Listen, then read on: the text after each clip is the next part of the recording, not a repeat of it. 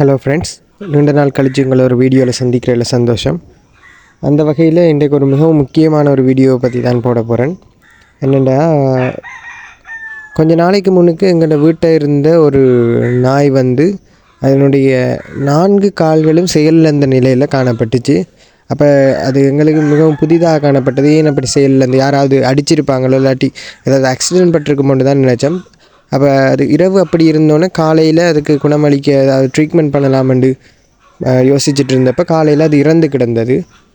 அப்போ அது என்ன இதாக இருக்குமென்று நான் சர்ச் பண்ணும் பொழுது தான் அதற்கு ஏற்பட்ட நோயை பற்றி நான் அறிஞ்சு கொண்டேன். இதே மாதிரி நிறைய இடங்களில் நாய்களுக்கு ஏற்பட்டால் அதனை உடனடியாக சிகிச்சை அளிக்கிறதுக்கு இது உதவியாக இருக்கும் என்று நினைக்கிறேன். அதால் தான் இந்த வீடியோ போஸ்ட் பண்ணுறேன். இப்போ இந்த நாயை கூட நான் பார்த்த பொழுது எனக்கு இறந்த நாய் தான் ஞாபகம் வந்தேன். ஸோ இதற்கான ட்ரீட்மெண்ட்டாக என்னென்ன செய்யலாம், இந்த நோய்க்கு பெயர் என்னென்னு பார்க்கலாம் வாங்க.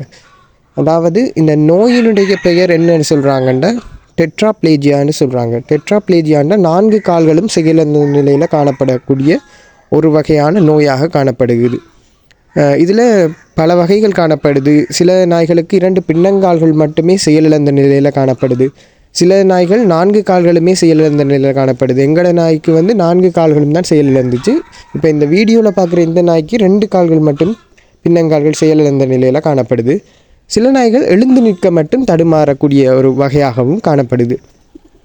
இந்த நோய் ஏன் ஏற்படுதுண்டா, நாயினுடைய மூளைக்கும் அதனுடைய முள்ளந்தண்டுக்கும் இடையிலான அந்த ஏற்படுற கோளாறுகள், கனெக்ஷனில் ஏற்படுற கோளாறு காரணமாக தான் இந்த நோய் நாய்களுக்கு ஏற்படுது. இதனை குணப்படுத்துறதுக்கு எங்களோட நாடுகளில் வழிகள் இருக்குது. இருந்தாலும் கூட வெளிநாடுகளில் பல வகையான உபகரணங்களை வச்சுக்கொண்டு ஈஸியாக குணப்படுத்திடுறாங்க. எங்களோட நாடுகளில் அவ்வளோத்துக்கு வசதி இல்லாட்டியும் வெட்டினரி டாக்டர்ஸை அணுகிறதன் மூலமாக இதை ஈஸியாக குணப்படுத்தக்கூடியதாக இருக்குது. அவங்க சொல்கிற மெத்தட்ஸை ஃபாலோ பண்ணுறதன் மூலமாக நாங்கள் ஈஸியாக குணப்படுத்தி கொள்ளக்கூடியதாக இருக்குது. இந்த நோய் ஏற்பட்ட நாயை எப்படி நீங்கள் அறிகுறிகளை கண்டுபிடிக்கலாம் என்று சொன்னால், நீங்கள் எழுந்து அதை தூக்கி வச்சா கூட அது நடக்கிறதுக்கு ரொம்ப சிரமப்படும். அடுத்து அது உணவு அருந்தாது, தண்ணீர் மட்டும் குடிக்கும். தண்ணீரும் சில வேளைகளில் அருந்தாமல் இருக்கும். அதோடு அது இருந்த இடத்திலேயே மலம் கழிக்க வலிக்கிடும், சிறுநீர் கழிக்க வலிக்கிடும். இதெல்லாம் அதற்குரிய அந்த அறிகுறிகளாகவும் காணப்படக்கூடியதாக இருக்குது. காரணங்கள் என்னென்னு பார்த்தீங்கன்னா, முதலாவது ஆக்சிடெண்டல், அதாவது விபத்துக்கள் ஏற்பட்டிருக்கக்குள்ள அதன் மூலமாக அந்த நாய்க்குடைய அந்த மூளைக்கும் முள்ளந்தண்டுக்கும் இடையான கனெக்ஷன் துண்டிப்பின் காரணமாக இது ஏற்படலாம். ரெண்டாவது உண்ணிகள் அதிகரிக்கும் பொழுது அந்த உண்ணிகள் சுரக்கிற ரசாயனங்கள் காரணமாக இந்த நாயினுடைய செயற்பாடுகள் துண்டிக்கப்பட்டு அதனுடைய கால்கள் செயலிழக்கிற நிலை காணப்படுது. அதை தவிர ஏதாவது ரசாயனங்களை இது உட்கொண்டிருந்தாலோ அல்லது தேவையற்ற உணவுகளை உட்கொண்டு அதன் மூலமான ரசாயனங்கள் மூலமாகவும் இது ஏற்படக்கூடியதாக இருக்குது.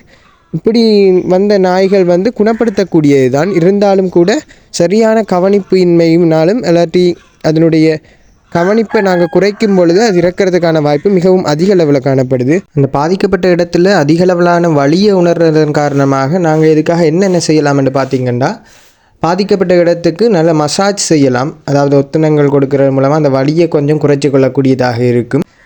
ஸோ உங்களுக்கு தெரிஞ்ச இப்படியான நாய்களுக்கு இந்த நோய் ஏற்படும் பொழுது உடனடியாக எங்களுடைய மிருக வைத்தியர் அணுகிறது சிறப்பானதாக இருக்கும் என்று சொல்கிறோம்.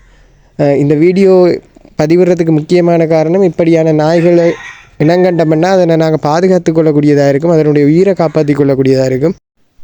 மேலும் பல தகவல்களுக்காக ஜெயலக்ஷ்மி பண்ணையோட தொடர்ந்து இணைந்திருங்க. சப்ஸ்கிரைப் பண்ணிக்கொள்ளுங்கள். சப்ஸ்கிரைப் பண்ணாதவங்க லைக் பண்ணுங்கள், ஷேர் பண்ணுங்கள் அண்ட் கமெண்ட் பண்ணுங்கள். அடுத்த வீடியோவில் சந்திக்கிற வரை உங்களிலிருந்து விடைபெற்றுக் கொள்கிறேன். நன்றி.